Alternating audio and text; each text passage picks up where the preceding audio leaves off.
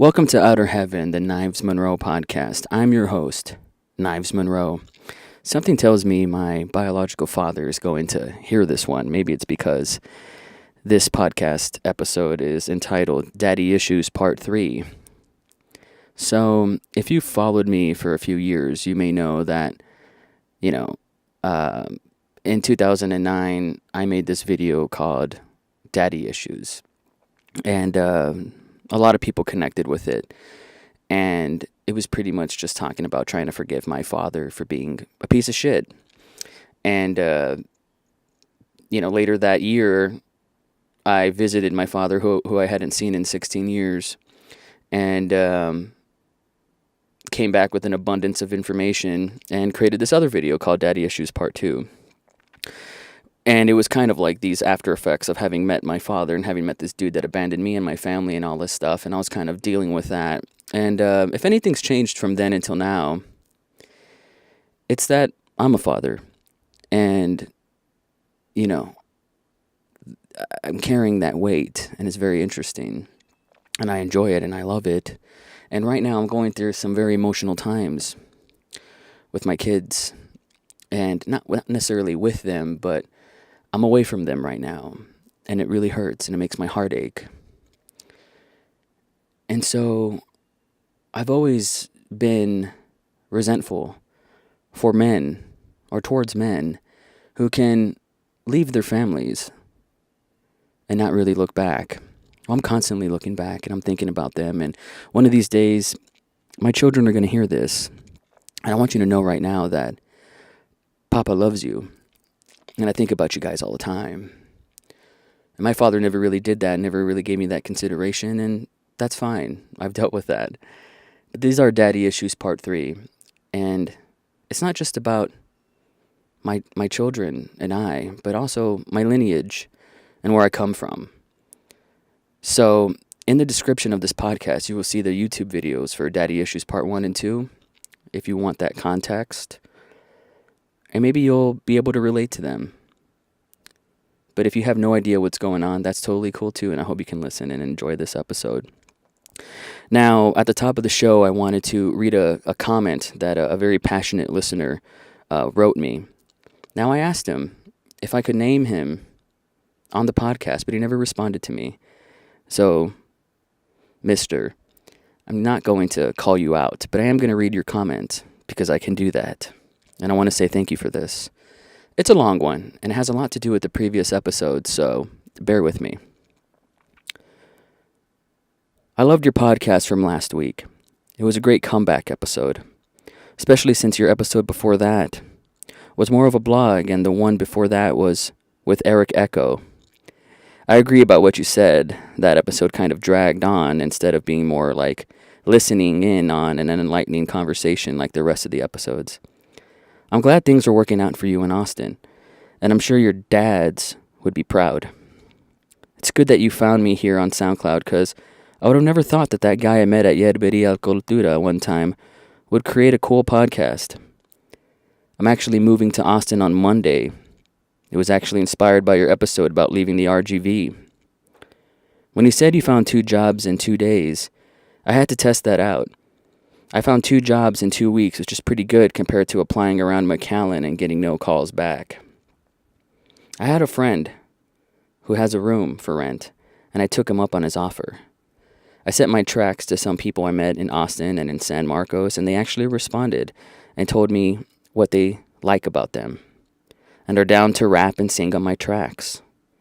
I sent my tracks to musicians around the RGV, and I got no response at all. I had to leave. I want to be the next Kanye West, but the best way and the most fun way to promote my album is to create a collaboration album with other rappers, singers, producers, and instrumentalists so they can post our shared tracks on their pages, which will get me enough exposure to create momentum before finalizing my solo album. I was always thinking I don't have the money to move. I can't leave my friends and family. I have to finish getting my degree. I owe too much, and so this school is blocking me from signing up for classes right now, so fuck them. Then I heard about your story on that episode and also your video from 2012, the last time you were in Austin, and it really did push me to get out of here.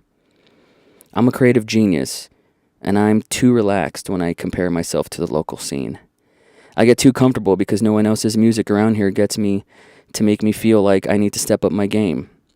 I was a whale in a teardrop. At the same time, no one seemed to appreciate what I was doing either.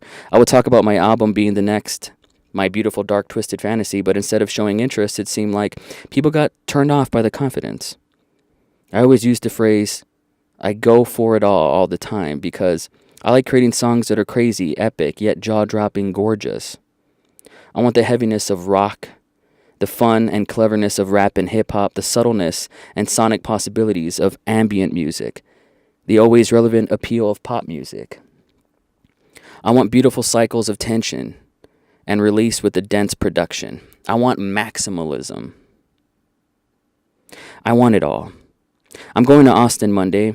I'm going with the specific goal to find a team to help me put the next My Beautiful Dark Twisted Fantasy together.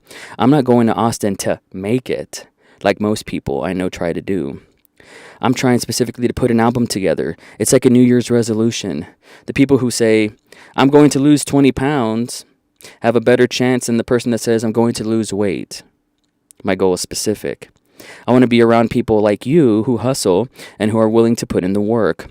Not like those guys you called out for following up on their offers to collaborate with you, or those filmmakers whose trailers you promoted but the films never got done. I forgot about Refresh until you mentioned it. I had to look it up to see if it was released, and I couldn't find it. I first heard about it 4 years ago. Now, I don't want my project to end up like that. I don't want to survive. I want to thrive. I've been working as a night guard, so every Monday and Thursday when I'm alone at work, I would listen to your podcast to pass the time and to keep up with what's going on at Yerberia Cultura since I couldn't be there myself. I was disappointed when you left because I thought this might be the end of your podcast, so every Monday and Thursday, I would check to see if you had a new episode. When I saw you didn't, I just listened to the latest episode every time. I can quote so many lines from it at this point, like I've been doing in this message. I heard so many times that I had to leave and will not forgive myself if I don't. Every time I've passed P.F. Chang's, I heard your voice sarcastically saying, the valley is growing, the RGV is growing, guys. We have a P.F. Chang's now. It's growing. Laugh out loud. Well, good luck, and keep doing your thing. By the way, Caroline Walker came back to McAllen and is staying here for now. I guess it's my turn to show that the most successful people from the valley leave the valley. So I don't want to call this listener out, but needless to say, he is an artist and he heard this podcast. And, you know, I've been saying since episode 1 that I'm making these podcasts for that one listener who's going to hear this, and for that one listener who this is going to mean something to, and for this one listener who's going to be touched by this. And I say that with no ego. When he referred to my dads, he's referring to CM Punk, Tony Robbins, Marilyn Manson, Steve Jobs, Kanye West, you know, Gary Vaynerchuk. These guys who have inspired me, who have raised me, and who have shaped my brain. These guys who were there for me and who've shown me the blueprint of their lives and the struggle and the pain, and have told me, son, in a manner of speaking, through their art and through their work and through their interviews and through their words, this is what you have to do. This is what you're here for. And they've shown me the way. And, you know, I'm actually a father, and I want to be that person, not just through my art, but for my kids. So the fact that this listener heard this and had the time to respond in such a passionate way, you know, I want to thank you for that. Every episode I tell you guys, hey, leave me a comment, ask me anything, write me an email at THEOUTERHAEVEN, HAEVN, @gmail.com. You know, tweet me, YouTube me, whatever. You know, I really appreciate that, and it means a lot to me, and it makes things go a long way. I'm doing this for you. I'm doing this because I feel like there's value in my intensity and in my passion and in my words. You know, I started thinking about Bruce Dickinson, the singer from Iron Maiden, the other day, and how not only is he a pilot for airplanes, but he also kicked cancer in the ass. And he's also one of the greatest vocalists of all time. Over 15 albums, not counting his solo stuff with Iron Maiden. And, you know, a medal award-winning fencer. This guy has it all. And just like my interview with Pseudonym Jones, the greatest artists do it all.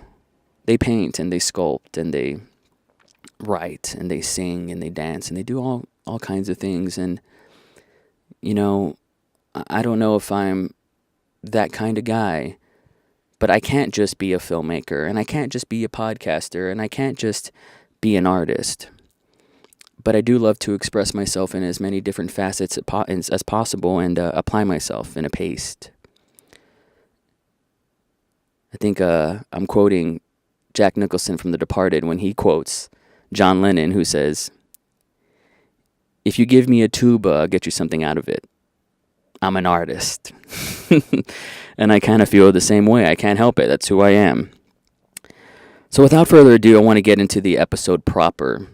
I have a lot of stuff to get off my mind, and it's not like I wrote down any bullet points. You know, I really do hope my daddy is listening to this. But more so, I hope my son Aiden's hearing this one day, or my daughter Fiona.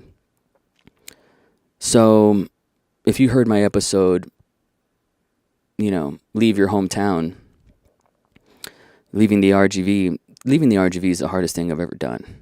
I'm looking at a squirrel right now. So cute. Sorry. Leaving the RGV is the hardest thing I've ever done. And, you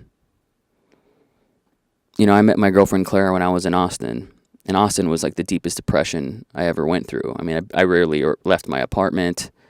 That's an episode for another time. You know, I was in a very dark place at the time. And started talking to her. And it's because I made a movie, Her Doppelganger, my first film, which was about an ex-girlfriend and her bulimia. By the way, audio commentary for Her Doppelganger is going to be an episode of this podcast, probably the next episode, so stay tuned for that. But that movie took me to the mother of my children, you know, Claire. And I was in Austin when we started talking, and she was in the Valley. I took a leap of faith, went to go see about a girl, went back to the Valley, fell in love, not just with Claire, but with my future stepson, Aiden. I fell in love with that guy, you know, who was 7 at the time. We just clicked. Kind of like soulmates, you know, 2 lost souls swimming in a fishbowl. And we just clicked. And I think I knew that Claire was the one for me, and I think I knew I wanted to put a baby inside of her, but it had a lot to do with my passion and love for Aiden. I just did. I don't know where it came from. You know, I am a very loving, compassionate, empathetic person that has a lot of love to give. But Aiden does as well. And so we just vibed. And so I knew I had to move back to the Valley, and I knew, I had to put a baby inside Claire, and we talked about it, and we planned my daughter. And I kind of knew from the moment, you know, I went live inside Claire that I was going to have a daughter. And I did, and she's 2 years old now. And here we are, 2016, October, whatever the fuck it is, October 14th. And I've been working 6 days a week for about a month and a half, saving up money to move my family over here. And in a few weeks, we're all going to be together again. And it's been hard, 2 months without seeing my kids. If I knew it was going to be this difficult, maybe I wouldn't have done that. But never underestimate the power of your own ignorance. I would have never made a movie and sold out a 400-seat movie theater if I knew how difficult that was going to be. But all I knew is that I had to do it and that I was capable of it and I was going to do it no matter what. And I was able to do that because of my ignorance. Having a beautiful daughter and having a family and knowing how difficult that was going to be, if I truly knew the long road ahead and all the intricacies of it, I probably wouldn't have done it. But because I was blissfully ignorant, there was a beautiful reward at the end. And it's the same thing with this journey coming to Austin. And like I said at the top of the podcast, I've always resented men who see their children once a month or once every 2 weeks or in the summer, or if at all. And to be that dad right now that sees my kids, that it's been almost 2 months since I've seen them. It's very hard I don't want to reintroduce myself to my 2-year-old daughter. Like, I'm your dad, and she doesn't recognize me. That's ultimate pain to me. And so this is where the daddy issues come in, because I love my kids, and we're going to be reunited. And I'm going to be with them, and it's going to be phenomenal. And my son, who's going to be 11 this year, I want you to know, Aiden, that I did this for you because I want to take you out of the valley, and you don't know right now what a prison that place truly is. I want you to grow up with black friends and Asian friends and, dare I say, even white friends. I love being in the valley. I'm sorry, I don't. I love being in Austin and seeing Mexicans here and being like, oh, what do you know? Here you are. Oh, that's nice. You made it. But in the valley, I mean, 99% of them are Mexicans, and that's what I am too. You know, I'm always going to appreciate that. But I want you to grow up with culture, son. I want you to grow up with different colored faces. I want you to fall in love with potential. And trust me, you're never going to be bored here. There's always stuff to do, and I want to share that with you. And Fiona's so young.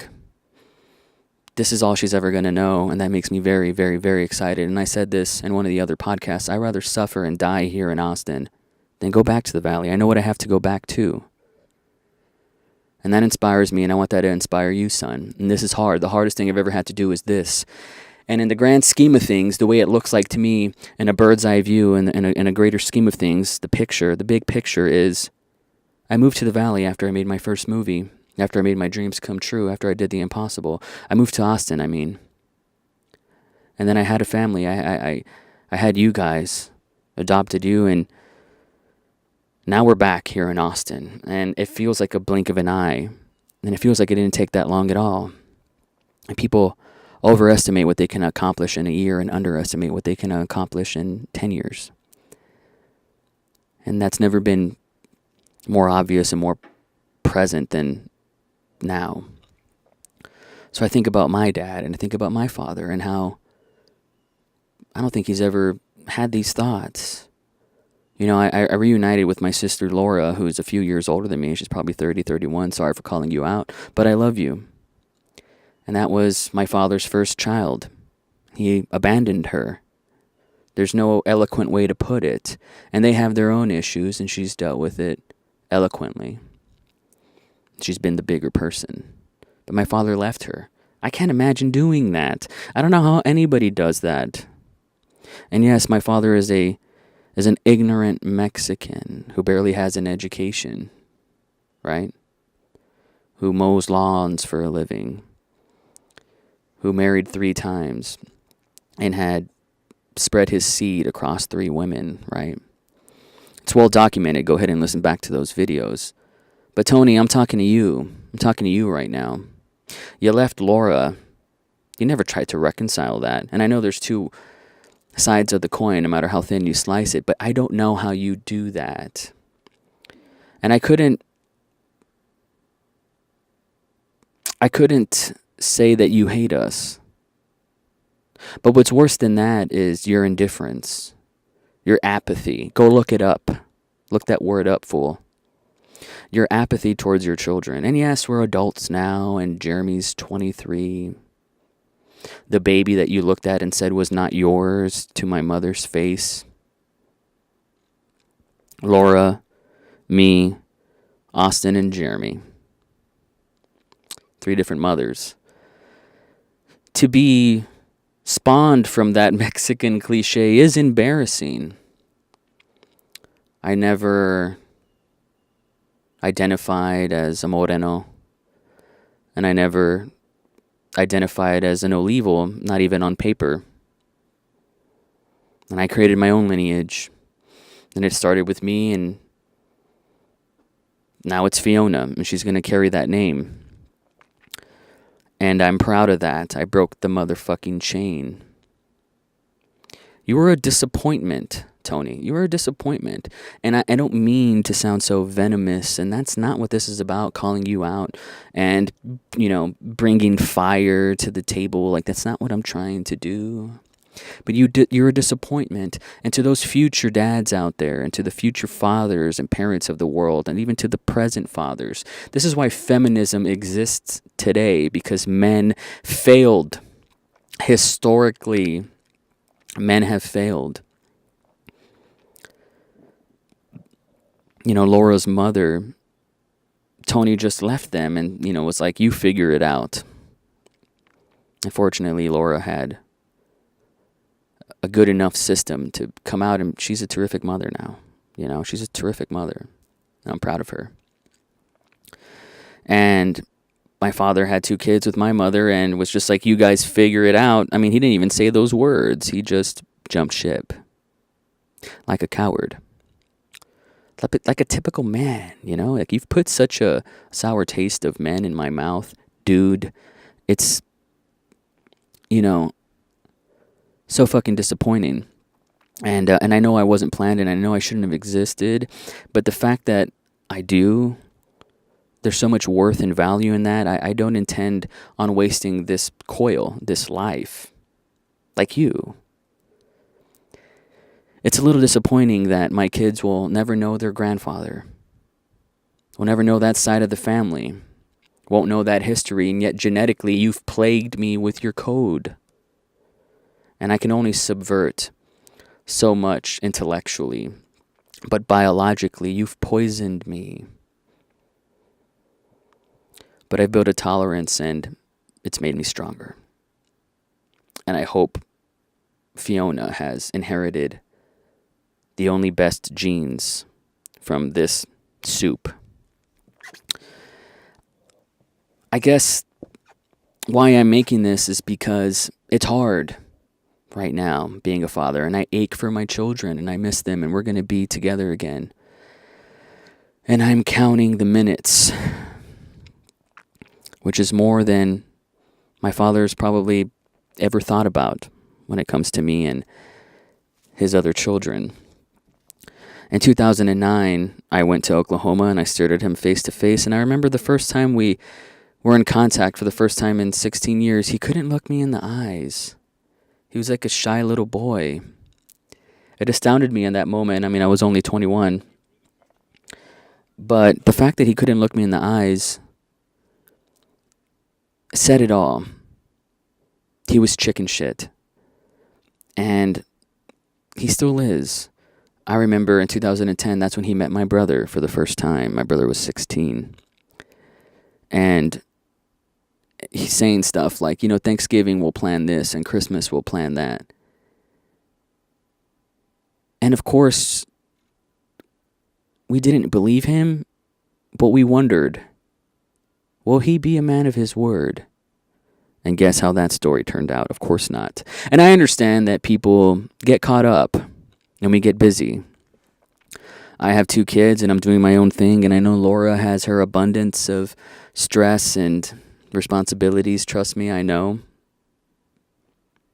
But we try to talk anytime we can, and we've put that effort out there, and I'm grateful for it, I relate to her a lot, and in ways that we didn't grow up together, but even my brother Jeremy and I relate to Laura in ways that him and I don't even relate to, and we're brothers that grew up in the same house.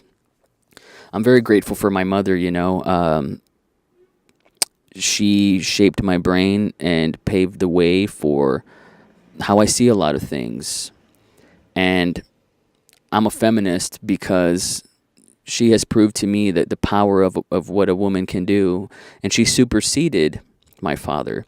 So all I've ever known is that the feminine strength is stronger than the masculine. And this is what I wanted to talk about. And I'll say this and then I'll be on my way. But that female strength is what's holding this world together. Claire is what's holding my family and all these things together. And I couldn't do half of what I'm doing without her. And she saved me in a lot of ways. And she's given me my children. She is my world and my universe, and she gave life to my kids.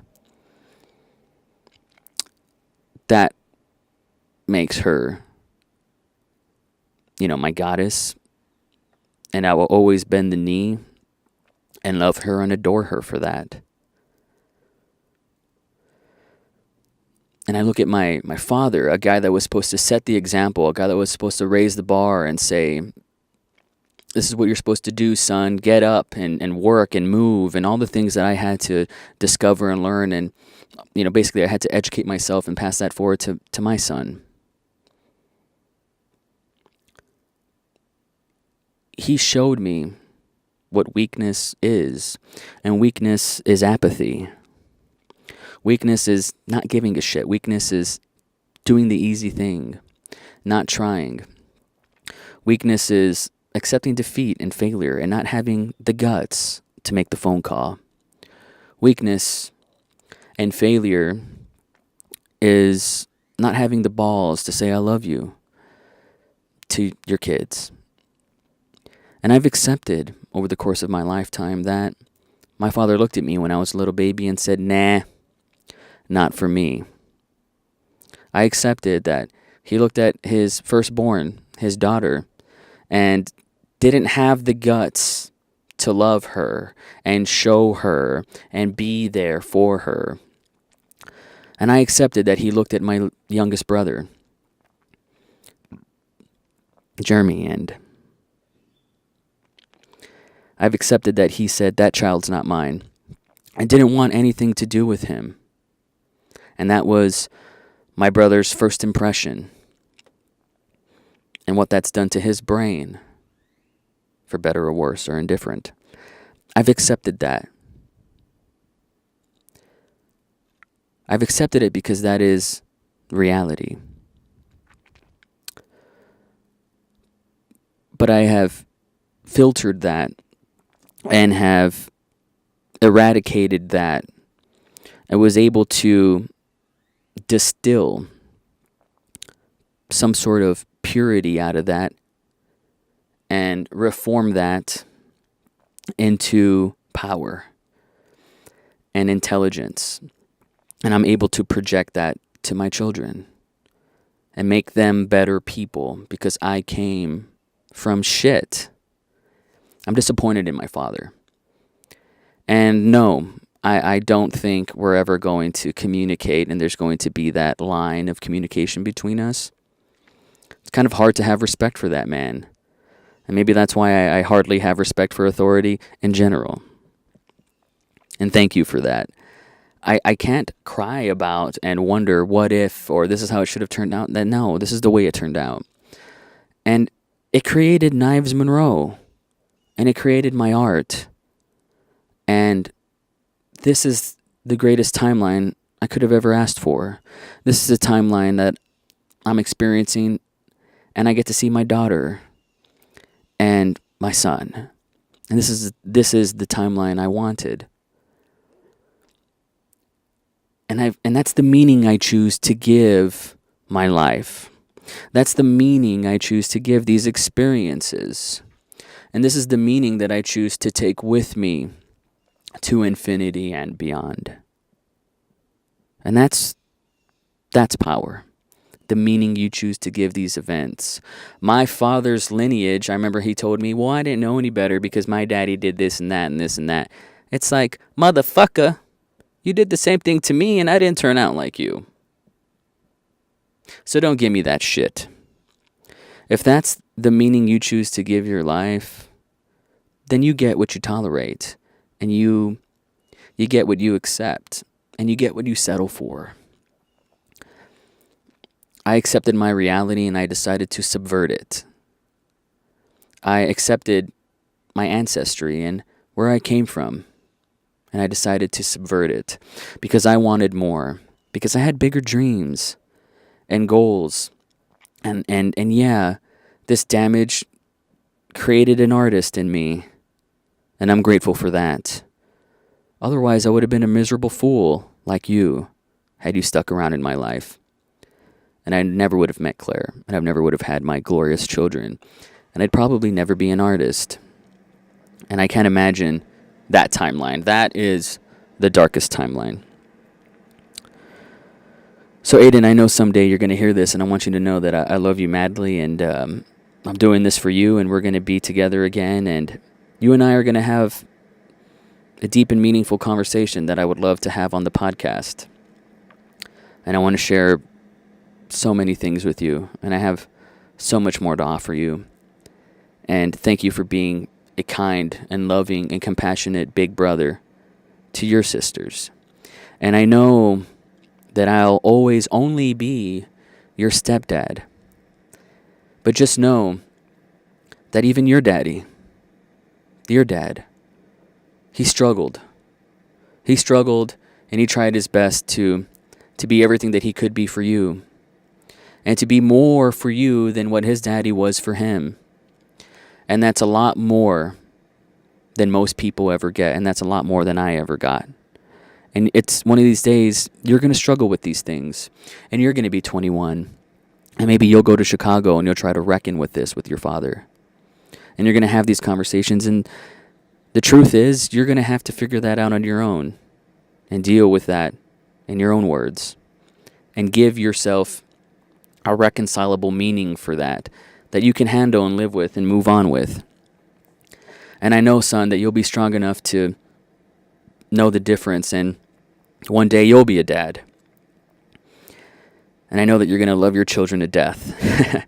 I'm saying this, and you're 10 years old, but I'm leaving this behind for you because this kind of stuff lives forever. This is a very deep and emotional episode and conversation, and if you stayed this long, thank you. And Tony, if you're listening, I'm ashamed of you, man. I really am. It's weak. And maybe this is how you deal. I don't know. It's kind of hard to empathize and not forgive you, but it's kind of hard to excuse your behavior. Not just for those first 16 years where we hadn't seen each other, but for the 7 since where you've chose to never look back at us. It's weak and unexcusable. And I can forgive you because forgiveness is something that you do for yourself. But I can't admire that behavior. And I can't model that behavior. Instead, I look towards my dads like CM Punk. A guy that's shown me that hard work prevails over all. A guy that shows me what integrity and honor and respect is. A guy like Kanye West that knows that quality rules above all and does whatever it takes to be the best and promotes self-love. A guy that's Steve Jobs that is an inventor and is trying to make tools and technology for people to better their lives, creating a bicycle for the mind. And that guy was an artist. A guy like Tony Robbins who showed me the blueprint for the mind, showed me how the brain works, and taught me that success is 80% psychology and 20% mechanics. A guy like Gary Vaynerchuk that reminds me that, documenting versus creating, and that's content, and that's life, and that's quality. And showing up and doing the work, and the ROI, and not giving a fuck. These are the things that have shaped me and have molded me and have raised me and have taught me, and this is the stuff that I'm going to pass down to my kids. And this is going to shape them into the beautiful people that they're meant to be. So I want to thank you very much for listening to Outer Heaven, the Knives Monroe podcast. I want to do much more episodes, but the truth is, I got to find more artists here in Austin. It's not like they don't exist. I think this podcast is going to take many different shapes and many different forms, but continue to be there and listen and continue to support this and continue to spread love like violence. If you're listening, I love you all very much and thank you for your loyalty. It means a lot to me. You can always count on Knives Monroe to confess and to make art and to get straight to the point, to get straight to the emotional nucleus of it all, and try to spread love like violence. And thank you very much for listening to me. Keep a force field around your heart. I love you guys.